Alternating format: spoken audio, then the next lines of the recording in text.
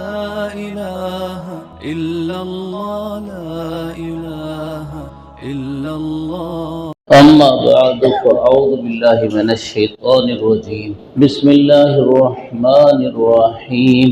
إنا أعطيناك الكوثر وصل لربك وانحر إن شانئك هو الأبتر.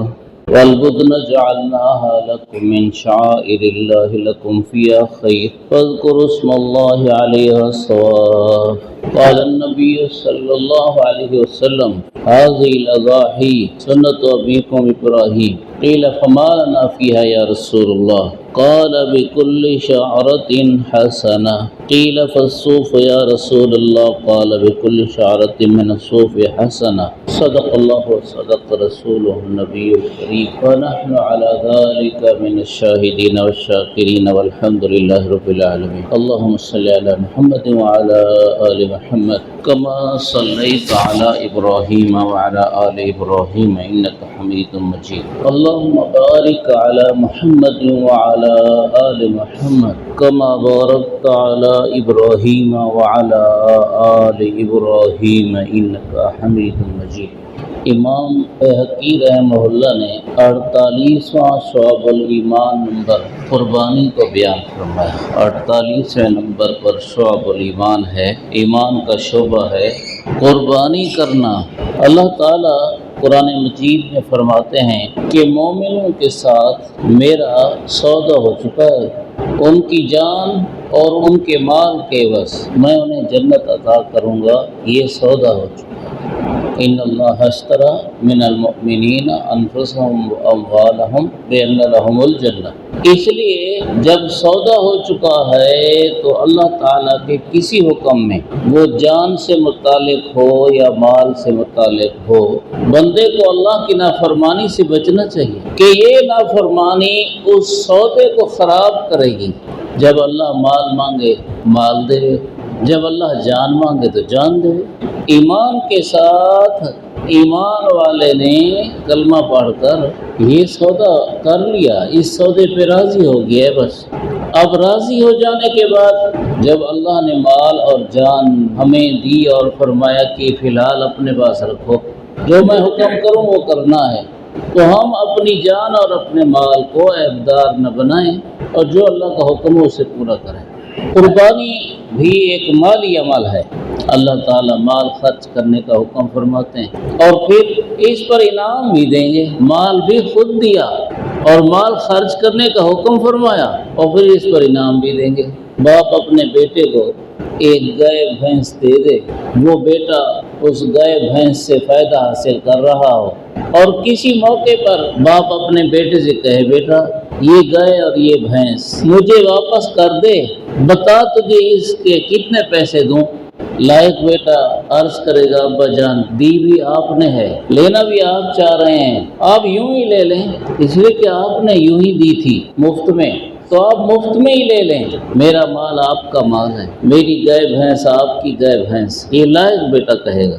لیکن شفیق اور مہربان باپ جواب میں کہتا ہے کہ بیٹا آپ کی یہ گائے، یہ آپ کی یہ بھینس مثلاً 1 لاکھ روپے کی ہے، آپ مجھے دے دیں، میں آپ کو 2 لاکھ دے دیتا ہوں۔ یہ 1 لاکھ تو اس کی قیمت اور 1 لاکھ اس دینے پر انعام، تو بیٹے کا دل کتنا خوش ہو جائے گا۔ یہی معاملہ ہمارے ساتھ رب تعالیٰ فرمانا چاہتے ہیں۔ میں نے تمہیں جانور دیے، میں نے تمہیں پیسہ دیا، پھر میرا حکم ہے کہ اس کی قربانی کرو اور پھر قربانی پر انعام بھی دوں گا۔ ہر مسلمان کو خوشی دل سے قربانی کرنی چاہیے۔ قربانی بڑے فضائل رکھتی ہے۔ یہ واجب تو اس پر ہے جس کے پاس زکوٰۃ کے نصاب جتنا پیسہ ہو، 52.5 تولے چاندی جتنا پیسہ ہو، جو قرض وغیرہ سے صاف ہو کر بچے، یعنی آدمی کے پاس مثلاً 2 لاکھ ہے، 1.5 لاکھ ہے، اس نے جتنے قرض دینے ہیں وہ نکال لے، جو بچیں وہ جب 52.5 تولے چاندی کی قیمت کے برابر ہوں تو پھر اس پر قربانی واجب ہے۔ زکوٰۃ میں بھی اللہ کا یہی معاملہ ہے۔ اسے یہ بھی اندازہ لگاؤ کہ قرض کی کتنی اہمیت ہے، اور ہمارے ہاں جو مضبوط آدمی ہو اس کے قرض کی اہمیت ہے، جو کمزور ہو اس کے قرض کی اہمیت نہیں۔ اللہ تعالیٰ قرض کی رعایت فرماتا، وہ نکال لو، پھر جو بچے وہ 52.5 تولے چاندی کی قیمت جتنا ہو۔ جس کے پاس اتنا پیسہ نہیں اس کے اوپر قربانی واجب نہیں۔ گھر میں سونا چاندی ہے، زیورات ہیں، دکان میں مال تجارت ہے، یہ حساب لگایا کرو، قرض سے بچ کر کتنا پیسہ باقی رہتا ہے۔ اگر مرد کے پاس اتنا پیسہ ہے جو 52.5 تولے چاندی کی قیمت تک پہنچتا ہے، اور عورت کے پاس اتنا پیسہ تو نہیں لیکن زیور ہے، تو مرد کے ذمہ اپنی ہے اور عورت کے ذمہ اپنی ہے، دونوں کو کرنا ضروری ہے۔ اللہ کا فرض و واجب ضروری قسم کا حکم ہے، دونوں کو کرنا چاہیے۔ اگر باپ کے کئی بیٹے ہیں اور ہر ایک کا اپنا اپنا کاروبار ہے، اپنی آمدن ہے، اور ہر ایک کے اپنے پاس ہے، باپ کو جمع کر کے نہیں دیتے، ہر ایک کا اپنا گھر ہے، اپنے پاس آمدن ہوتی ہے، اپنا خرچ اپنی آمدن۔ جب ہر ایک کے پاس نصاب کے برابر 52.5 تولے چاندی کے برابر پیسہ بچتا ہے قرض نکال کر، تو ہر ایک کے ذمہ قربانی ہے۔ پچھلے جمعے ایک بات عرض کی، اخلاص نیت بھی لازمی ہے، وہ ہر عمل کے لیے شرط ہے، قربانی کے لیے بھی شرط ہے۔ نماز پڑھو اللہ کے لیے، روزہ رکھو اللہ کے لیے، صدقہ کرو اللہ کے لیے، حج کرو اللہ کے لیے، عمرہ کرو اللہ کے لیے، ورد وظائف پڑھو اللہ کے لیے، قربانی کرو اللہ کے لیے۔ علماء نے مسئلہ لکھا کہ اگر قربانی میں 7 آدمی شریک ہیں بڑے جانور میں، اور ایک آدمی کی نیت گوشت کھانے کی ہے، تو 7 کا ثواب ضائع ہو جائے گا، یہ ان کو قربانی کا ثواب نہیں ملے گا۔ ایسی گوشت کھا رہے ہیں، قربانی کا ثواب نہیں ملے گا۔ بری نیت کا کتنا اثر پڑتا ہے اندازہ لگائیں۔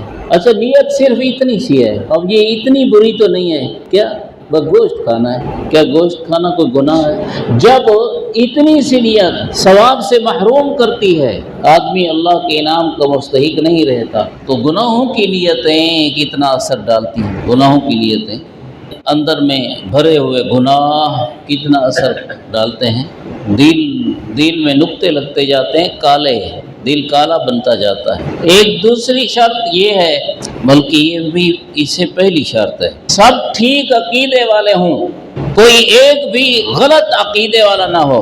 ایسا عقیدہ جس عقیدے کی وجہ سے آدمی کافر ہوتا ہے، گمراہ ہو جاتا ہے، ایسے عقیدے والے، قرآن و حدیث کی کئی ضروری بات اس کا کوئی منکر ہے، ایسے عقیدے والے کے ساتھ قربانی ٹھیک نہیں ہے، سب کی ضائع ہو جائے گی۔ سب ہم عقیدہ ہوں، ایک عقیدے والے، اور ایک شرط یہ بھی ہے، سب کی آمدن حلال کی ہو، حرام کی آمدن سب کی قربانی کو خراب کرے گی۔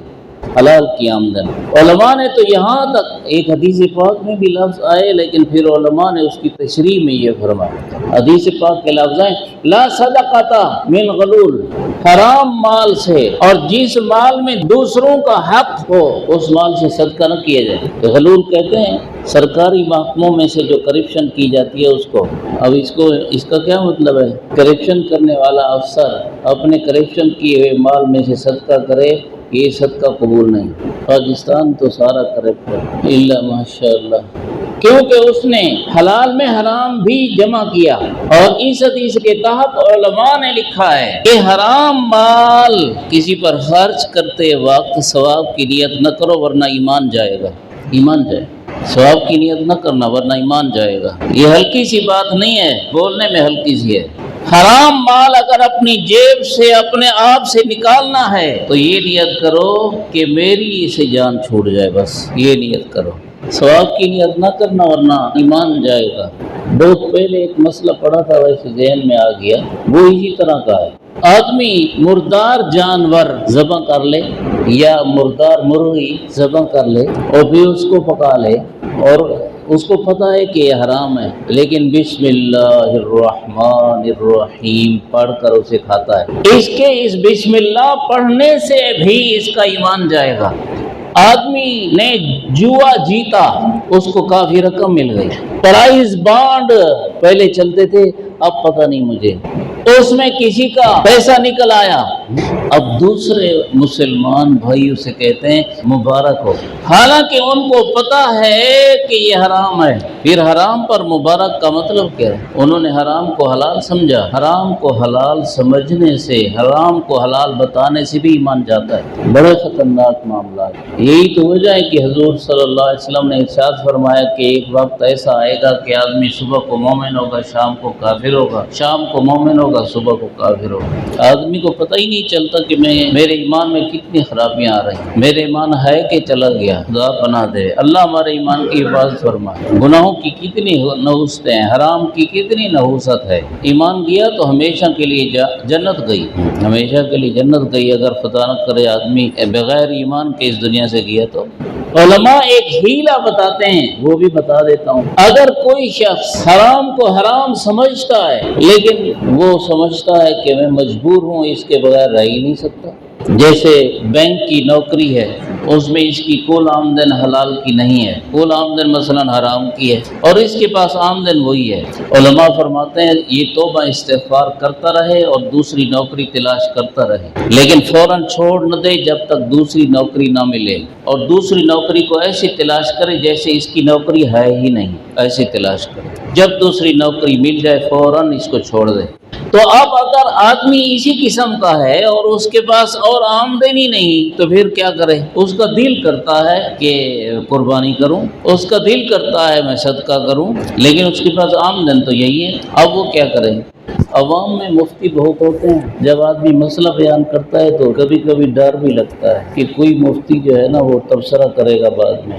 یہ تبصرے بھی ہمارے سامنے نہیں کرتے، پیٹھ پیچھے کرتے رہتے ہیں۔ بھی سامنے کرو تاکہ تمہارا جو شک شبہ ہو وہ بھی دور ہو جائے، تمہیں سمجھا دیے جائے۔ نہ سامنے نہیں کریں گے۔ گیدڑ کا کام ہے دور دور سے آوازیں مارنا اور سامنے نہیں بولنا۔ اللہ رحم فرماوے۔ قوم کی جرت تو اتنی ہے نا، وہ ہیلا یہ ہے کہ ایسا آدمی کسی سے ادھار لے لے، مثلا قربانی کے جانور میں شامل ہونے کے لیے 18,000 20,000 روپیہ لگ رہا ہے تو کسی سے قرض لے لے، جس کی آمدن حلال کی ہو اسے قرض لے لے۔ یہ قرض لے کر قربانی کے ایک حصے کو خرید لے، اس میں شامل ہو جائے، بعد میں پھر ادا کرتا رہے۔ جسے قرض لیا بعد میں ادا کرتا رہے۔ یہ جو ابھی قربانی میں اس نے پیسے شامل کیے یہ تو حلال کے ہیں نا، تو قربانی کا حصہ خراب نہیں ہو۔ جو مفتی ہوں مہربانی کریں وہ بعد میں سمجھیں، اگر سمجھ نہ آئے تو۔ یہ ایک مجبوری کی صورت میں ہیلا ایک بتایا گیا کہ اس کا ہیلا یہ ہے۔ ایسے ہی اگر صدقہ کرنا ہو، مسجد میں پیسے لگانے ہیں، تعمیر ہو رہی ہے یا دوسری ضرورت ہے، اور آدمی کا دل کرتا ہے کہ میں حصہ ملاؤں لیکن میرے پاس پیسے نہیں ہیں جو ہیں وہ حلال کے نہیں ہیں، تو یہ کسی سے قرض لے لے۔ وہ جو قرض والے پیسے ہیں وہ صدقہ کرے اور اس کو پھر بعد میں اپنی جیب میں سے ادا کرے۔ پھر مفتی کہے گا، مفتی وہ مفت سے مفتی کہے گا کہ یہ جو دوسرے مسلمان بھائی کو دے گا پھر اس کے لیے وہ حلال ہوں گے۔ ہاں بھائی اس کے لیے حلال ہوں گے، وہ اپنا حق وصول کر رہا ہے، اس کے لیے حلال ہوں گے۔ اب اس پر میں پھر کیا بولوں؟ حضور صلی اللہ علیہ وسلم کی ذات اقدس پر صدقہ حرام تھا۔ حضرت بریرہ رضی اللہ عنہ کے پاس صدقے کا گوشت آیا۔ حضور صلی اللہ علیہ وسلم کی زوجہ مطہرہ حضرت عائشہ رضی اللہ عنہ کی باندھی تھی حضرت بریرہ رضی اللہ عنہ، تو وہ گوشت پکا رہی تھی، پک گیا تو حضور صلی اللہ علیہ وسلم نے فرمایا کہ ہمیں بھی کھلاؤ۔ عرض کیا یا رسول اللہ یہ صدقے کا ہے، اب سمجھو اس پہ یہ صدقے کا ہے، تو آپ صلی اللہ علیہ وسلم نے فرمایا لک صدقہ ولنا ہدیہ، یہ تیرے لیے صدقہ ہے، جب تو ہمیں دے گی تو ہمارے لیے ہدیہ ہوگا، یہ پھر صدقہ نہیں ہوگا۔ ایک کے ہاتھ سے دوسرے کے ہاتھ میں جب پیسہ جاتا ہے، چیز جاتی ہے، اس کا حکم بدل جاتا ہے۔ نبی کریم صلی اللہ علیہ وسلم نے قربانی کے ان ایام سے متعلق ایک ہدایت یہ فرمائی کہ جس بندے نے قربانی کرنی ہو تو جب ذی الحجہ کا چاند نظر آوے تو اس کے بعد آدمی بال اور ناخن نہ کاٹے قربانی کرنے تک۔ یہ ایک ثواب کا کام ہے، مستحب عمل ہے کہ آدمی ایسا کرے۔ ہمارے لوگ بہت سے اس ذہن کے ہیں کہ نماز اتنی ضروری نہیں جتنا یہ عمل ضروری ہے۔ وہ کہتے ہیں کہ یہ بال صاف کرنا، یہ ناخن کاٹنا بالکل گناہ ہے، ان دنوں نہیں کاٹنا۔ اب اس کے بعد پھر کاٹیں گے۔ یہ نماز چھوڑنا گناہ ہے، یہ تو آپ نے چھوڑا ہوا ہے۔ روزہ رکھنا رمضان کا گناہ تھا، وہ تو آپ نے چھوڑ دیا تھا۔ جھوٹ گناہ ہے، آپ کرتے ہیں۔ غیبت گناہ ہے، وہ آپ بولتے ہیں۔ بہتان گناہ ہے، وہ آپ کرتے ہیں۔ دوسرے اس طرح کے گناہ کے کام کرتے ہیں، لیکن کہتے ہیں یہ بڑا گناہ ہے۔ بھئی یہ مستحب عمل ہے، نفل عمل کی طرح۔ جس طرح آدمی نفل پڑھے اس کا ثواب زیادہ ہو جاتا ہے، اور اگر کوئی نفل چھوڑ دے تو گناہ نہیں ہوتا اسے۔ جس طرح پیسہ زیادہ آدمی کے جیب میں ہونا چاہیے، ایسا ثواب اور نیکی بھی آدمی کے پاس زیادہ ہونی چاہیے۔ اس لیے نفل عمل کی اہمیت بھی سمجھا کرو۔ ہاں اتنا ضروری نہ سمجھا کرو جتنا ضروری سمجھتے ہیں۔ حضرت مولانا تقی عثمانی صاحب دامت برکاتہم فرماتے ہیں کہ یہ حضور صلی اللہ علیہ وسلم کا حکم حاجیوں کے ساتھ مشابہت کے لیے ہے کہ حاجیوں نے بال نہیں کاٹنے ہوتے، ناخن نہیں کاٹنے ہوتے، تو جب غیر حاجی حاجیوں والا عمل کرے گا، ان کی مشابہت کرے گا، تو جو رحمت اللہ کی حاجیوں پر پڑے گی اس کا کچھ حصہ مشابہت کرنے والے پر بھی پڑ جائے گا۔ یہ اس لیے اور قربانی کے فضائل بہت ہیں۔ ایک فضیلت یہ ہے کہ نبی کریم صلی اللہ علیہ وسلم نے ارشاد فرمایا، قربانی والے دن اللہ کو سب سے محبوب عمل جو ہے وہ ہے جانور کی قربانی، خون بہانا۔ اور اس کا فائدہ یہ ہوگا کہ جب قیامت کا دن ہوگا اور یہ قربانی والا آئے گا، یاتی بقرونہا واشعارہا واظلافہا، قربانی کے جانور کے کھر، بال، سینگ، ہڈیاں تک نیکی کی صورت میں آدمی کے نیکی کے میزان میں رکھی جائیں گی۔ یعنی ان پر بھی جو چیزیں ہم نے جانور میں سے پھینک دیں، جو کھان استعمال کے قابل نہیں ہیں، پھینک دیں، ان پھینکی ہوئی چیزوں پر بھی اللہ اجر و ثواب عطا فرمائیں گے۔ علماء فرماتے ہیں کہ دیکھو جب ردی چیزوں پر اللہ اجر و ثواب عطا فرمائیں گے تو جو گوشت ہم نے کھا لیا، کام کی چیز تھی، اس پر اللہ کیوں اجر و ثواب نہیں عطا فرمائیں گے؟ ضرور عطا فرمائیں۔ عجیب بات ہے، ذبح بھی کرو، کھاؤ بھی صحیح، پھر اجر بھی دوں گا۔ تو اس کا بہت اجر ہے، اس کے ایک ایک حصے پر بہت بہت ثواب ملنے والا ہے۔ ایک حدیث پاک میں حضور صلی اللہ علیہ وسلم نے فرمایا، جب آدمی قربانی کے دن دمبا ذبح کرتا ہے تو اللہ تعالیٰ کو بہت پسند لگتا ہے کہ اس نے میرے لیے دمبا ذبح کیا، میری رضا کے لیے۔ وَأَنزان، بھیڑ کو بھی بولتے ہیں، دمبے کو بھی بولتے ہیں۔ تو بھیڑ، دمبا یہ ذبح کرنے پر اللہ تعالیٰ بڑے خوش ہوتے ہیں۔ عَجِبَ رَبُّكُمْ، اللہ تعالیٰ بڑے خوش ہوتے ہیں۔ نبی کریم صلی اللہ علیہ وسلم کا اپنا عمل بھی زیادہ تر مینڈے کو ذبح کرنے کا تھا۔ ایک حدیث پاک میں حضور صلی اللہ علیہ وسلم نے ارشاد فرمایا، وَإِنَّ الدَّمَ لَيَقْعُ مِنَ اللَّهِ قبل ان یقع علی الارض، کہ جب آدمی قربانی کرتا ہے جانور کا خون زمین پر بعد میں پڑتا ہے، اللہ کے ہاں قبول پہلے ہو جاتا ہے۔ حضرت فاطمہ رضی اللہ عنہ کو حضور صلی اللہ علیہ وسلم نے یہ ارشاد فرمایا، اور ارشاد فرماتے ہوئے فرمایا، جب تیرے قربانی کا جانور ذبح ہوا کرے اسی کے پاس کھڑی ہوا کر۔ یہ اس کے پاس کھڑے ہونے کا حکم کیوں فرمایا؟ جو قربانی کر رہا ہوگا جب پاس موجود ہوگا تو جب وہ ذبح کرے گا تو اس کا دل نہ چاہے گا کہ جانور کو ذبح کروں، دل نہ چاہے گا، لیکن گویا دل کے جذبات پر بھی چھری چلا کے جانور کو ذبح کر رہا ہوگا۔ اور جب دل نہ چاہتا ہوگا اور کر لے گا تو دل کے اوپر جو جذبہ آیا نا، جذبہ، اللہ اس جذبے پر بھی انعامات عطا فرمائیں گے۔ جیسے سردی کے موسم کا وضو، گرمی کے موسم کے وضو میں تو مزہ ہے نا کہ آدمی کا جسم ٹھنڈا ہو جائے گا، اور سردی کے موسم میں پانی بھی ٹھنڈا ہو تو آدمی کو بہت مشقت اٹھانی پڑتی ہے۔ اللہ اس مشقت پر اجر و ثواب بڑھا دیتے ہیں۔ جب دل پر مشقت آئے گی کہ اس جانور سے محبت کی، اس جانور کو پالا اور آپ ذبح کر رہے ہیں، یہ جو دل کو ٹھیس پہنچے گی، اس ٹھیس پر بھی اجر ملے گا نہیں، بڑھے گا، جو اجر ملنا ہے وہ بڑھے گا۔ ایک حدیث پاک میں حضور نبی کریم صلی اللہ علیہ وسلم نے صحابہ رضی اللہ عنہم کو فرمایا، انہوں نے عرض کیا، یا رسول اللہ یہ قربانی ہم کس لیے کرتے ہیں؟ آپ نے فرمایا تمہارے ابا ابراہیم کی سنت ہے۔ عرض کیا، یا رسول اللہ ہمیں کیا ملے گا؟ فرمایا بکل شعرۃ حسنہ، ہر بال کے بدلے میں نیکی ملے گی۔ اب تک کوئی مائی کا لال پیدا نہیں ہوا جو جانور کے بال گن سکے، اتنی نیکیاں ملیں گی۔ صحابہ رضی اللہ عنہ نے عرض کیا اون والا جو جانور ہوتا ہے اس کے بال تو زیادہ ہوتے ہیں تو پھر زیادہ نیکیاں ملیں گی؟ آپ صلی اللہ علیہ وسلم نے فرمایا اس کے بھی ہر بال کے بدلے میں نیکی ملے گی، یعنی زیادہ نیکیاں ملیں گی۔ ایک حدیث پاک میں آپ صلی اللہ علیہ وسلم نے ارشاد فرمایا سمنوا ضحایاکم، یہ جو قربانی کے جانور ہوتے ہیں انہیں موٹا کیا کرو، خوب کھلایا پلایا کرو تاکہ یہ موٹے ہو جائیں۔ کیا فائدہ ہوگا؟ تکون علی الصراط مطایاکم، فرمایا جب تم آخرت میں پہنچو گے اور پل صراط پار کرنی پڑے گی تو پل صراط پار کرنے والے کوئی تو پیدل کریں گے، کوئی سواریوں پر کریں گے۔ یہ قربانی کے جانور کے عوض میں اللہ سواریاں عطا فرمائے گا یا انہی کو سواریاں بنا دے گا تو تمہیں سواری ملے گی۔ جب آدمی نے ہمارا مہمان ہو اور دوسرے شہر سے آنے والا ہو اور ہو معزز مہمان، تو اس معزز مہمان کے پاس سواری بھی نہ ہو، تو مثلاً وہ جہاز سے آ رہا ہے، جس ایئرپورٹ پر وہ اتر رہا ہے ہم اس کے لیے سواری وہاں لے جائیں گے۔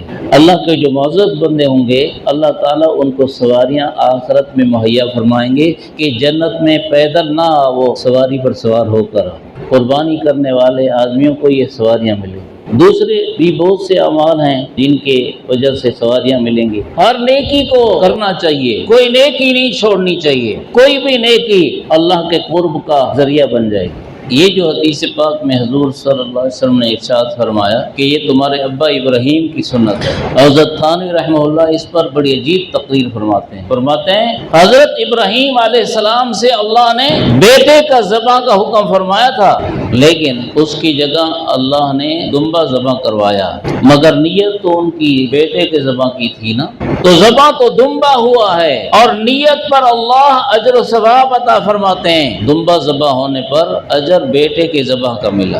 نبی کریم صلی اللہ علیہ وسلم کا امتی بھی جب اللہ کے خلیل والے جذبے کے ساتھ قربانی کرے گا تو پھر اللہ تعالیٰ اس امتی کو بھی اس کے جذبے کی قدر کر کے وہی ثواب عطا فرمائیں گے جو اپنے خلیل کو ثواب عطا فرمائیں گے۔ یہ ذبح تو جانور کر رہا ہے، اجر ملے گا بیٹے کی ذبح کا، تو اتنا اجر ثواب اس قربانی سے ملتا ہے۔ اللہ تعالیٰ کی عجیب مہربانیاں ہیں۔ قربانی کا جانور جب ذبح کرو تو اس کے بعد حکم ہے کہ بہتر ہے کہ گوشت کے 3 حصے کر لو، اپنے لیے، دوست احباب، رشتہ دار و اقارب کے لیے، غریبوں کے لیے، جن کے ہاں قربانی نہیں ہوئی ان کے لیے کرو۔ لیکن اگر سارا صدقہ کرو تو بھی اجازت ہے، سارا کھا جاؤ تو بھی اجازت ہے۔ ایک حدیث پاک میں آتا ہے کہ قربانی کے دن 10، 11، 12، 13 ان 4 دنوں تو کسی مسلمان کو روزہ رکھنے کی اجازت نہیں ہے۔ یہ کیوں اجازت نہیں؟ فرمایا اس لیے اجازت نہیں ہے کہ اللہ قربانی کروا کے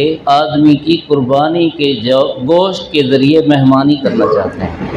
اب اللہ مہمانی کر رہے ہیں اور بندہ روزہ رکھتا ہے۔ آدمی کسی کا مہمان جا کے بنے اور وہ اس کے لیے کھانا پینا تیار کرے اور یہ جب کھانا پینا سامنے آئے تو کہے کہ جی میرا تو روزہ ہے۔ نفلی روزے سے متعلق تو حکم ہے کہ توڑو، بعد میں رکھ لینا، ابھی اپنے دوست اپنے میزبان کو ناراض نہ کرو، اس کو ناخوش نہ کرو، توڑو۔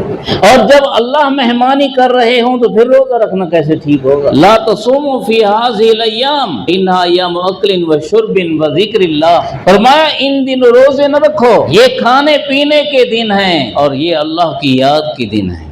کھانے پینے کے ساتھ اللہ کی یاد ساتھ ملائی کہ خوشی کے موقع میں بھی اللہ کو بھول نہیں جانا، خوشی کرو اللہ کو یاد رکھو۔ نبی کریم صلی اللہ علیہ وسلم نے فرمایا کہ یہ 10 دن اللہ کے ہاں بہت فضیلت والے دن ہیں، فاکثروا فیہن التہلیل والتکبیر والتحمید، ان دنوں میں لا الہ الا اللہ، اللہ اکبر، الحمدللہ، سبحان اللہ، ذکر کے کلمات کی کثرت کرو۔ ان دنوں ذکر کے کلمات کی کثرت کرو، جتنا زیادہ ذکر کر سکو کرو۔ اسی ذکر میں سے ہے 9 ذی الحجہ کی فجر سے 13 ذی الحجہ کی عصر تک تکبیرات تشریق ہیں کہ یہ تکبیرات ہر مرد پڑھے، عورت پڑھے، جوان پڑھے، بوڑھا پڑھے، ہر نمازی پڑھے، با جماعت نماز پڑھی یا بغیر جماعت پڑھے، یہ واجب ہے۔ اللہ اکبر لا الہ الا اللہ اللہ اکبر وللہ الحمد۔ امام کو بھول جائے مقتدی یاد دلائیں، امام کو یاد آئے وہ شروع کر دو۔ ویسے ذکر اللہ آہستہ کرنے کا حکم ہے، لیکن یہاں حکم ہے زور سے کرو۔ تمہاری تکبیرات کی گونج مسجد میں ہونی چاہیے، بلکہ حکم فرمایا کہ جب عید کے لیے آؤ تو اس وقت بھی تکبیرات کہتے آؤ، گلی گلی کوچا کوچا زمین کا خطہ خطہ ہماری یاد ذکر اللہ کا گواہ بن جائے۔ دنیا میں اتنے مشغول نہ ہو جاؤ کہ خدا بھول جائے۔ ایام اکل و شرب و ذکر اللہ۔ تو ان دنوں روزوں کی فضیلت بھی آئی، ایک تو 9 ذی الحجہ کا روزہ ہے اور ایک 9 ذی الحجہ تک باقی دنوں کا روزہ ہے۔ 9 ذی الحجہ کے روزے سے متعلق نبی کریم صلی اللہ علیہ وسلم نے ارشاد فرمایا کہ جب آدمی 9 ذی الحجہ کا روزہ رکھے تو وہ ایک دن کا روزہ 1000 دنوں کے روزوں کے برابر ہے۔ کصیام الف یوم، 1000 دنوں کے روزوں کے برابر ہے۔ اور ایک حدیث پاک میں ارشاد فرمایا جب آدمی 9 ذی الحجہ کا روزہ رکھے گا تو اس روزے کا فائدہ یہ ہوگا کہ 1 سال پچھلے کے گناہ معاف ہو جائیں گے اور 1 سال اگلے کے گناہ معاف ہو جائیں گے۔ ایک بزرگ نے اس حدیث پاک کو سامنے رکھ کر ایک عجیب نکتہ بیان فرمایا کہ جب حضور صلی اللہ علیہ وسلم فرماتے ہیں 1 سال پہلے کے گناہ معاف اور 1 سال اگلے کے گناہ معاف، تو اگلے کے گناہ معاف تو تب ہوں گے کہ اگلا سال ہوگا بھی تو۔ فرمایا اس سے یہ بات معلوم ہوتی ہے کہ جو 9 ذی الحجہ کا روزہ رکھے اگلے 9 ذی الحجہ تک زندہ رہے گا۔ 9 ذی الحجہ کا روزہ رکھے تو اگلے 9 ذی الحجہ تک زندہ رہے گا۔ کوئی مرنا چاہتا ہے؟ ہر ایک آدمی چاہتا ہے کہ میں زیادہ زندہ رہوں، تو چلو 1 سال تو موقع مل جائے گا 9 ذی الحجہ کا روزہ رکھنے سے، 1 سال زندگی تو پکی ہو جائے گی انشاءاللہ۔ حضور صلی اللہ علیہ وسلم کے فرمان سے امید ایسے ہے۔ اور باقی 1 ذی الحجہ سے لے کر 9 ذی الحجہ تک ہر دن کا روزہ جو ہے سال کے روزوں کے برابر ہے، اور ہر رات کا قیام شب قدر کے قیام کے برابر ہے۔ اس لیے ان اعمال کی ہم پابندی کریں۔ جیسے رمضان المبارک میں علماء فرماتے ہیں کہ بھئی یہ دیکھو نیکیوں کا سیزن آ گیا، یہ 10 دن بھی نیکیوں کا سیزن ہے۔ قرآن پاک میں سورۃ الفجر ہے، والفجر ولیال عشر، فجر کی قسم اور 10 راتوں کی قسم۔ مفسرین لکھتے ہیں 10 راتوں سے ذی الحجہ کے 10 دن مراد ہیں، اور فجر سے 9 ذی الحجہ کی فجر مراد ہے۔ تو بہرحال یہ 10 دن بھی فضیلت والے ہیں۔ ان 10 دنوں میں جتنا ہم سے نیکی ہو سکے ہم کریں تاکہ کمال ہیں۔ اللہ تعالیٰ عمل کی توفیق نصیب فرمائے۔ آخر دعوانا